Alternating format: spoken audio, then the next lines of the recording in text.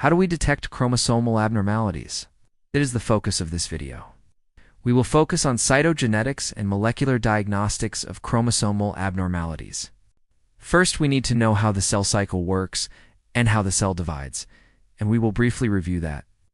So the cell cycle consists of two main phases, interphase and the mitotic phase. During interphase, the cell grows and replicates its DNA, and then, in the mitotic phase, the cell divides.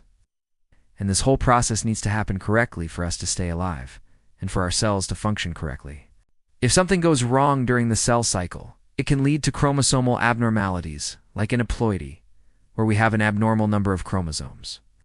Or we can have structural abnormalities, like deletions, duplications, inversions, or translocations. To detect these abnormalities, we have a few methods. The first one is karyotyping, which is a way of looking at the chromosomes under a microscope and identifying any abnormalities there.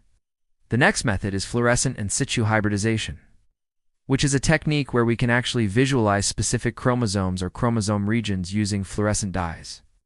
The third method is chromogenic in situ hybridization, which is very similar to fluorescent in situ hybridization. But instead of using fluorescence, we use chromogens to visualize the target DNA. And the last method is array comparative genome hybridization, which is a molecular method that allows us to compare the DNA of a patient sample to a reference sample.